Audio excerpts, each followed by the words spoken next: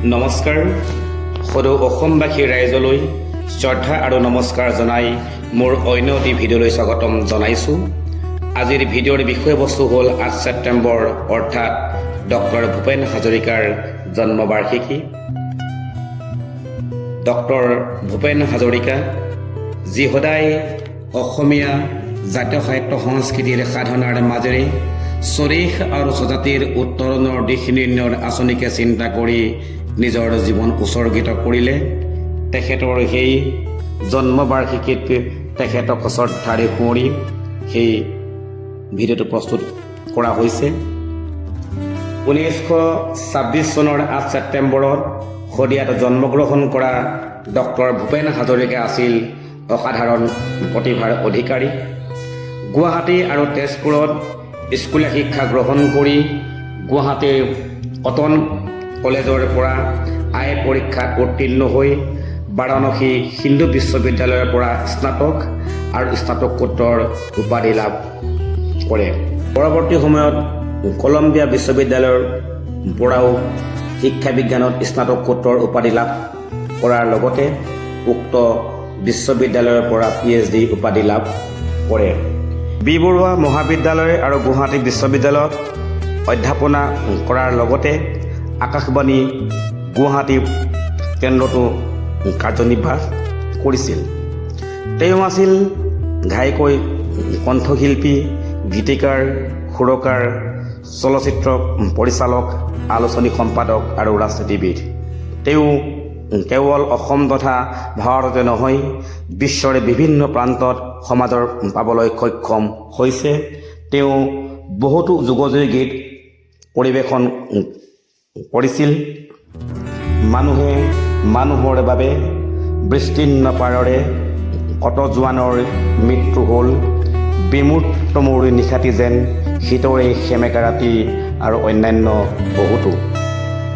তেখেতে বিশ্বৰ বিভিন্ন প্ৰান্তত বিভিন্ন ভাষাত গীত পৰিৱেশনো কৰিছিল। তেখেতক 2001 চনত পদ্মভূষণ বঁটা, 2012 চনত পদ্মবিভূষণ বঁটা আৰু 2019 চনত মৰণোত্তৰভাৱে ভাৰত ৰত্ন বঁটা প্ৰদান কৰা হৈছিল।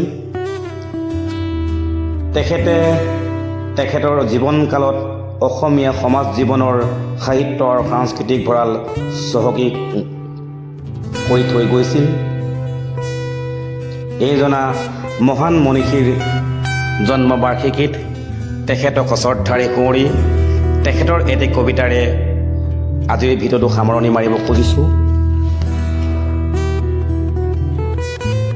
কবিতাৰ শিৰোনাম প্ৰচণ্ড ধুমুহাই প্ৰশ্ন কৰিলে মোক, প্ৰচণ্ড ধুমুহাই প্ৰশ্ন কৰিলে মোক, তোমাৰ প্ৰাপ্য কি কোৱা? মনৰ দুৱাৰে মেলি নিৰ্ভীকভাৱে ক'লো, তোমাৰ শক্তিখিনি দিয়া।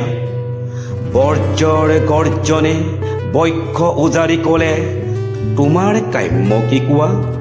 মই ক'লো, ব্ৰজ তোমাৰ শক্তিশালী উদাত্ত কণ্ঠটি দিয়া।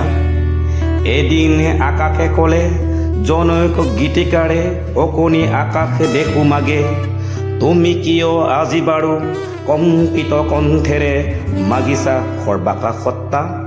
মই ক'লো, তুমি এইটো কৈছিলা, ৰাতিপুৱা যিমানে বিলাই দিবা সিমানে মহান হবা, তাৰে নাম সঁচা উদাৰতা। সেয়েহে আকাশ তুমি দিব যদি খুজিছাই, সংকীৰ্ণতা এৰি দিয়া অৱদান ৰূপে তোমাৰ পূৰ্ণ বিশালতা।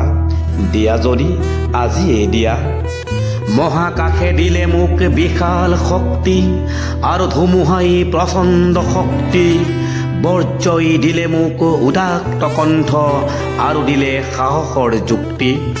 বৰ্জৰ কণ্ঠেৰে ধুমুহাৰ শক্তিৰে গীত গাই কপাম দিগন্ত, দানৱৰ সমাজতো গাম মানৱৰ গীত, কলিজাৰ সঁচা সুৰ সিক্ত। মূৰ্খ মানৱক জীৱনৰ বিদ্যুৎ কিঞ্চিতো যদি দিব পাৰোঁ, আকাশ ধুমুহা আৰু ব্ৰজক তাৰ বাবে শতবাৰ প্ৰণিপাত কৰোঁ। ধন্যবাদ। জয় অসম।